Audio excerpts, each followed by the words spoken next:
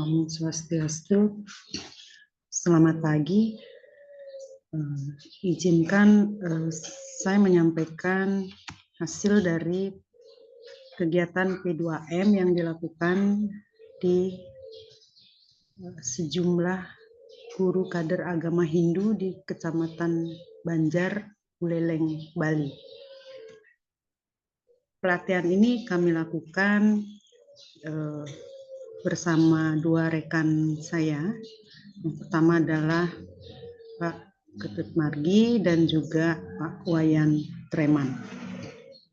Adapun judul dari kegiatan pengabdian masyarakat ini adalah pelatihan literasi budaya melalui strategi Mesatwa Cerita Rakyat sebagai penunjang profil pelajar Pancasila untuk guru kader agama Hindu di Kecamatan Banjar, Buleleng, Bali.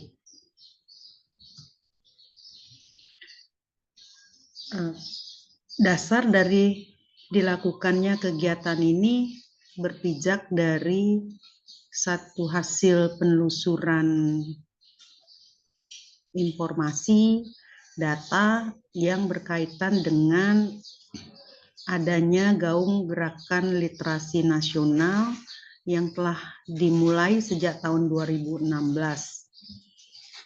Dalam hal ini kita ketahui bahwa masyarakat Indonesia telah diperkenalkan berbagai literasi, yaitu literasi baca tulis, literasi numerasi, literasi sains, literasi digital, literasi finansial, literasi budaya, dan kewargaan. Literasi budaya adalah sebuah keterampilan dalam memahami dan mengetahui bagaimana bersikap terhadap kebudayaan sebagai suatu identitas bangsa.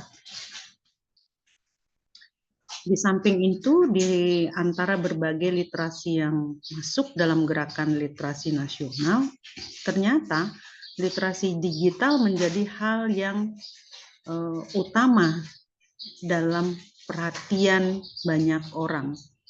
Hal ini terbukti dari adanya pelaporan kenaikan literasi digital yang terpantau secara berkesinambungan. Jadi, ini sebagai suatu pertanda masih adanya kondisi yang mengutamakan literasi yang satu dengan mengabaikan literasi lainnya. Terkait dengan hal itulah, muncullah kemudian kritik terhadap literasi digital. Banyak pihak bisa memahami bahwa kemudahan dalam era digital dapat menimbulkan beberapa efek negatif bagi generasi milenial. Hal inilah yang dikatakan bahwa generasi itu bisa menjadi budak media sosial. Salah satunya adalah setiap seseorang mengakses platform digital dan memperhatikan informasi tersebut, dapat terjadi efek negatif yang dirasakan, dan yang terjadi adalah seseorang sangat mudah mengalami kondisi yang terprovokasi oleh informasi yang disampaikan. Di samping itu ada hasil penelitian yang dilakukan oleh CSRC dari UIN di tahun 2016 yang menyebutkan bahwa sebagian besar generasi milenial itu terjebak dalam pemahaman radikal dan intoleransi. Kesalahpahaman generasi milenial dalam menginterpretasikan ajaran tertentu haruslah diatasi agar menumbuhkan generasi milenial yang peka literasi dan berkarakter sesuai nilai luhur bangsa Indonesia. Nah, kegiatan pelatihan yang dilakukan di kalangan guru kader agama Hindu di Kecamatan Banjar itu berpijak dari satu hasil pengamatan yang telah tersampaikan tadi bahwa masih ada persoalan literasi yang perlu diperbaiki. Gitu. Hal ini pun sesuai dengan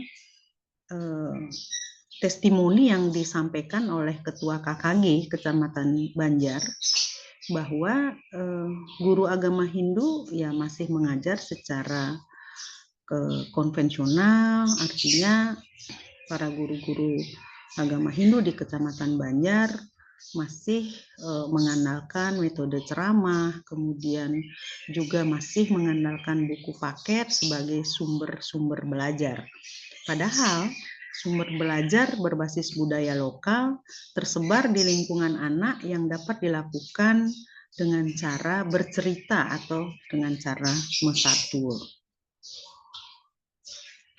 Nah, dalam mengatasi satu kondisi yang dihadapi oleh guru-guru agama Hindu di Kecamatan Banjar, kami dalam memberikan pelatihan itu berpijak dari beberapa teori tentang cerita rakyat. Karena asumsi dasarnya adalah untuk mengubah kondisi pembelajaran yang semula diakui secara konvensional dan belum memanfaatkan sumber-sumber belajar lokal. Atas dasar itulah kami memandang bahwa pijakan dengan melihat pandangan-pandangan, konsep-konsep yang menjelaskan tentang cerita rakyat itu bisa dijadikan landasan untuk melakukan pelatihan dan perubahan terkait kondisi pembelajaran atau strategi pembelajaran yang telah dilakukan selama ini oleh guru-guru agama Hindu di Kecamatan Banjar. Kami berpijak pertama adalah tentang definisi cerita rakyat. Mengacu kepada pandangannya Emsir dan Isnain, cerita rakyat itu adalah ekspresi kesastraan warga suatu kebudayaan yang penyampaiannya dan penyebarannya dilakukan, diinstrumenkan secara lisan yang berhubungan langsung dengan berbagai budaya dan susunan nilai sosial masyarakat tersebut. Nah, selain pijakannya kepada aspek definisi dari cerita rakyat, pelatihan ini juga berpijak pada atau mengandalkan pandangan yang berkaitan dengan fungsi dari cerita rakyat. Kami mengacu kepada pandangannya Hutomo bahwa fungsi sastra lisan atau cerita rakyat itu adalah sebagai sistem proyeksi pengesahan budayaan dan alat pemaksa berlakunya norma-norma sosial dan alat pengendali sosial, alat pendidikan anak yang nantinya akan memberikan suatu jalan yang dibenarkan oleh masyarakat agar bisa dipakai sebagai alat superior daripada orang lain. Nah, sedangkan fungsi detail dari cerita rakyat kami mengacu kepada pandangannya Andalas bahwa cerita rakyat itu bisa berfungsi sebagai penghibur, bisa sebagai alat pendidikan, bisa sebagai kontrol sosial, dan bisa sebagai pemersatu. Nah, ada beberapa contoh cerita rakyat atau folklornya masyarakat Bali yang bisa digunakan sebagai sumber belajar. Kami sebutkan di sini adalah ada Siap Selem dan Mengku, kemudian ada Nitimun Mas, ada Icupak lan Igrantang, ada I Ubuh, ada I Belog dan Panbalang Tama. Nah, untuk Siap Selem, Timun Mas, Icupak dan I Grantang dan I Ubuh itu mendasarkan riset cocok diberikan di kelas 1. Sedangkan di kelas 2 sekolah dasar itu ada cerita I Belong, Pan Balang Tama, I Durme, dan Ni Timun Mas. Dan kelas 3 yang cocok disampaikan adalah cerita Jayaprana, Ni Puung Kuning, I Raja Pale, Ni Bawang Teken Kesune, Mentiwas Teken Mensuge, I Cicing Teken I Kambing, dan I Durma. Nah, dalam kaitannya dengan berbagai cerita rakyat yang dikenal dalam masyarakat Bali, sejalan dengan kebijakan pemerintah yang memunculkan kebijaksanaan tentang pentingnya membentuk profil pelajar Pancasila berdasarkan atas pijakan teori dan fungsi dari cerita rakyat. Kami kemudian bisa mengasumsikan bahwa cerita rakyat bisa dijadikan wadah untuk membentuk profil pelajar Pancasila. Nah, metode yang kami terapkan di dalam melakukan perbaikan terhadap kondisi pembelajaran yang sudah disampaikan di awal tadi itu adalah dengan metode pelatihan yang dilakukan dengan tahapan-tahapan pemberian orientasi, kemudian pelatihan yang kami lakukan itu adalah pelatihan dan pendampingan melalui 2 tahap, tahap pertama dan tahap kedua. Selanjutnya barulah kami lakukan evaluasi dan monitoring. Nah,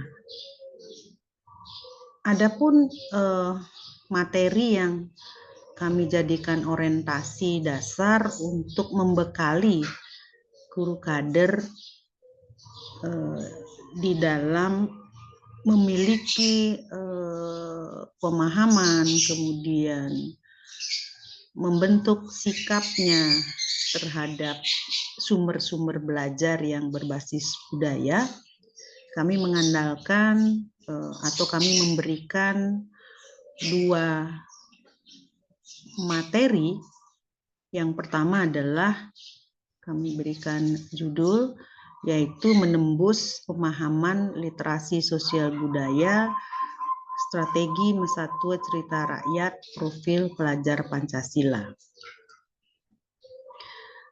Dalam kaitan ini kami memberikan konsep-konsep tentang konsep literasi, jenis-jenis literasi, dan juga penekanan kepada konsep literasi budaya. Nah, hal ini kami anggap penting karena kondisi yang kami sampaikan tadi bahwa para guru-guru agama Hindu di Kecamatan Banjar belum menaruh perhatian terhadap pentingnya sumber-sumber belajar yang bertebaran di sekitar lingkungan peserta didik untuk dijadikan sumber belajar. Nah, harapannya nantinya dengan pemberian pemahaman konsep semacam ini nanti akan terbangun sikap guru terhadap pentingnya nilai-nilai yang terkandung di dalam cerita rakyat untuk membangun profil pelajar Pancasila. Nah, dalam kaitannya dengan kebijakan sekolah membentuk profil pelajar Pancasila,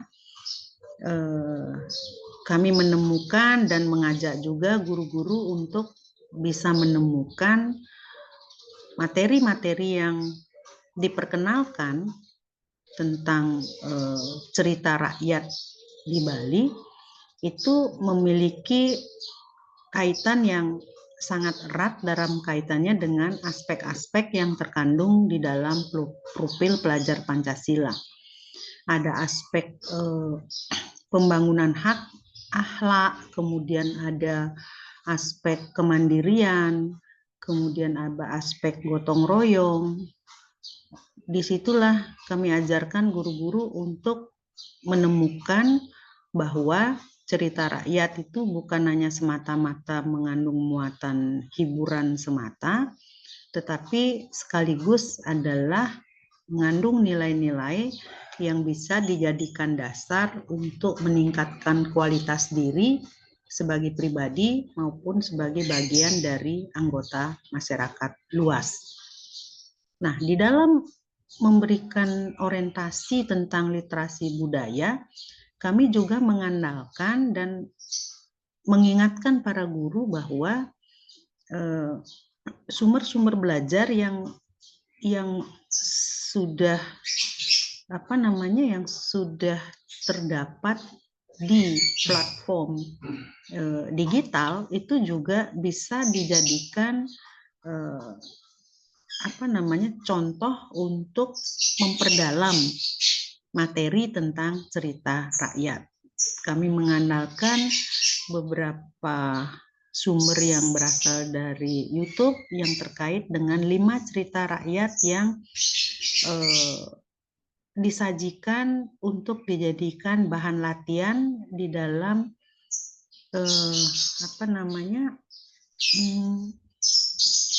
mempermudah guru untuk menguasai materi cerita.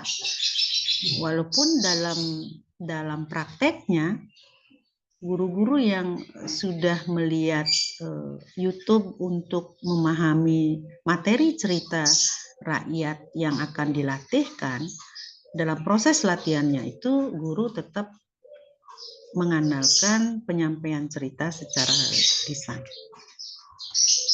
Materi yang kedua adalah strategi Mesatwa. Dalam strategi Mesatwa ini penting kami sampaikan karena ini berkaitan dengan keterampilan yang akan disasar untuk guru-guru kader. Ada yang menyangkut bagaimana cara menyampaikan ceritanya, kemudian bagaimana ekspresi dalam menyampaikan ceritanya, kemudian sekaligus bagaimana mengajak para peserta didik untuk menemukan apa arti penting dari cerita itu untuk dijadikan pijakan dalam membangun nilai-nilai. Nah, ini adalah dokumentasi ketika kegiatan berlangsung, baik pada saat pemberian orientasi maupun pada saat kami melakukan monitoring dan evaluasi ketika para guru kader melakukan latihan secara langsung untuk bercerita di depan murid-muridnya. Hasilnya adalah semacam ini, bahwa yang kami evaluasi itu ada 2 aspek. Yang pertama adalah penguasaan materi yang meliputi konsep literasi budaya, urgensi literasi budaya, cara meningkatkan literasi budaya.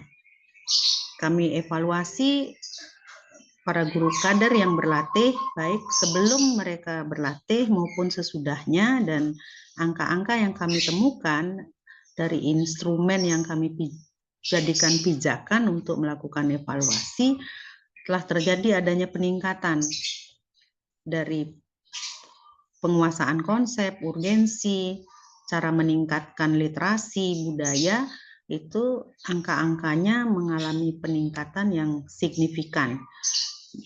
Demikian pula yang terjadi pada saat